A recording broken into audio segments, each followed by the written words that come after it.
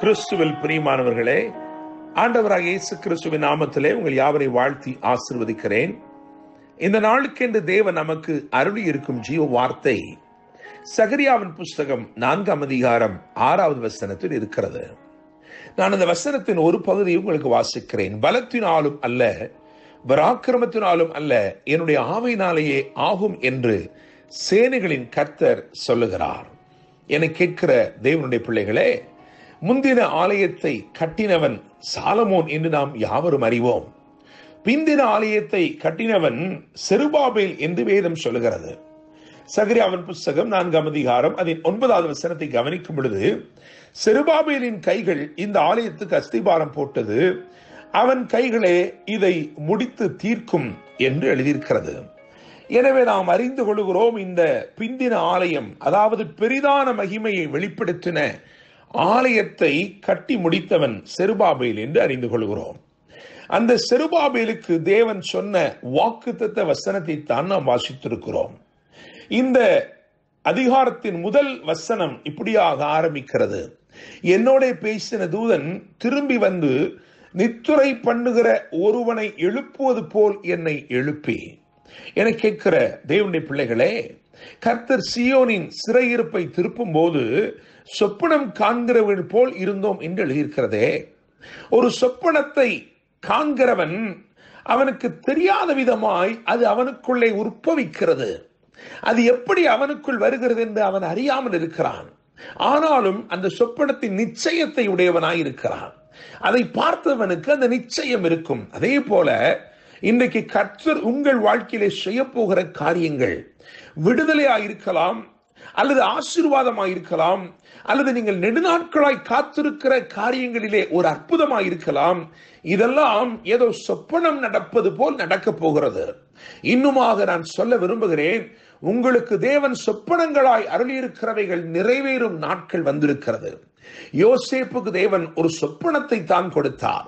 ஆனால் அந்த சொப்பனத்தின் மூலமாய் தேவன் அருளின வாக்குகள் எல்லாம் அப்படியே நிறைவேறிற்று.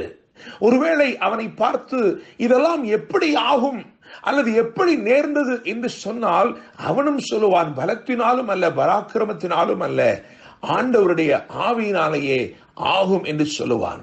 என கேட்கிற தேவனுடைய பிள்ளைகளே, இந்த வசனம், வாக்கு பண்ணப்பட்ட வசனத்திலே தெளிவாக சொல்லப்பட்டிருக்கிறது, ஆவியினாலேயே ஆகும் என்று சொல்லப்பட்டிருக்கிறது. என கேட்கும் தேவ ஜனமே, சில காரியங்களை பலத்தினால் செய்ய இயலாது, சில காரியங்களை பராக்கிரமத்தினாலும் செய்ய இயலாது.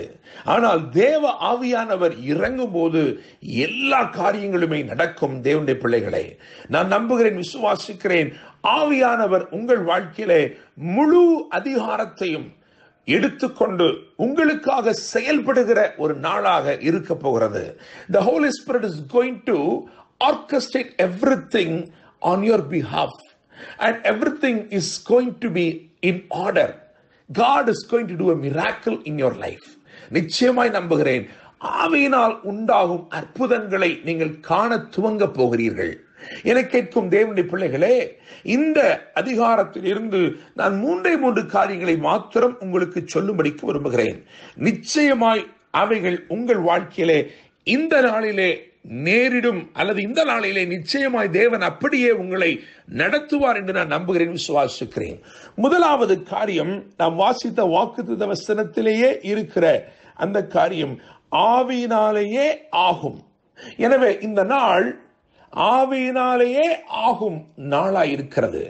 நீங்கள் நினைத்துக் கொண்டிருக்கிற சகல காரியங்களும் ஆகும் என்று பரலோகம் ஆமோதித்து சொல்லுகிறது. நிச்சயமாக ஆவியினாலேயே ஆகும் ஒரு நாளாக இந்த நாள் இருக்கிறது. எவைகளாய் இருந்தாலும் சரி, அது கடினமானவைகளாய் இருந்தாலும் சரி. ஏனென்றால் இங்கே எழுதியிருக்கிறது, நீங்கள் இந்த 4ஆம் அதிகாரம் 7ஆம் வசனத்தை கவனிக்கும் பொழுது, பெரிய பர்வதமே, நீ மாத்திரம் செருபாபேலுக்கு முன்பாக நீ சமபூமி ஆவாய்.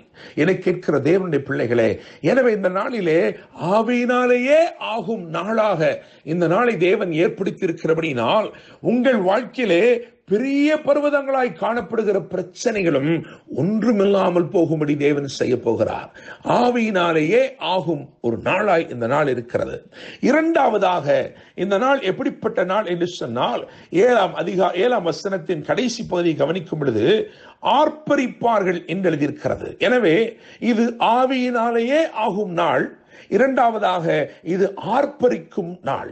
நிச்சயமாய் நீங்கள் ஆர்ப்பரிக்கும்படிக்கு, கிருபையினால் உண்டாகும் ஆர்ப்பரிப்பை நீங்கள் கண்டுகொள்ளும்படிக்கு, அனுபவிக்கும்படிக்கு உரிய ஒரு நாளாய் இந்த நாள் இருக்கிறது.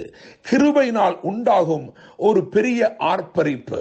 வேதம் சொல்லுகிறது, தலைக்கலை அவன் கொண்டு வருவான், அதற்கு கிருபை உண்டாவதாக, கிருபை உண்டாவதாக என்று ஆர்ப்பரிப்பார்கள். தடைகள் நீங்குகிறது. காரணம், தலைக்கல்லாகிய கிறிஸ்து அவர் தமது கிருபையோடு உங்கள் வாழ்க்கையில் வெளிப்பட்டு அற்புதங்களை செய்ய போகிறார். எனவே இது ஆவியினாலேயே ஆகும் நாள், இது ஆர்ப்பரிக்கும் நாள். மாத்திரமல்ல, 10வது வசனத்தை கவனிக்கும் பொழுது அற்பமான ஆரம்பத்தின் நாள். சில காரியங்களை தேவன் இந்த நாளிலே உங்கள் வாழ்க்கையிலே ஆரம்பம் பண்ண விரும்புகிறார். அது ஒருவேளை அற்பமாக தோன்றலாம், ஆனால் தேவ தீர்மானமும் தேவனுடைய தயவுள்ள கரமும் அதன் மேல் இருக்கிறபடினால் அந்த அற்பமானவைகள் எல்லாம் ஆச்சரியமானவைகளாய், அலங்காரம் பெற்றவர்களாய் நிச்சயமாய் மாறும். என கேட்கும் தேவனுடைய பிள்ளைகளே, ஆவியினாலேயே ஆகும் நாள், இரண்டாவதாக ஆர்ப்பரிக்கும் நாள், மூன்றாவதாக அற்பமான ஆரம்பத்தின் நாள். அற்பமானவைகளை ஆச்சரியமுள்ளவைகளாய் மாற்றி அவைகளுக்கு ஒரு அலங்காரத்தை கொடுத்து தேவன் உங்களை விசேஷப்படுத்தி என்றென்றைக்கும் உங்களை ஆசீர்வதித்து வாழ வைப்பாராக. என்றும் அன்புடன் pastor Daniel Moses. God bless you.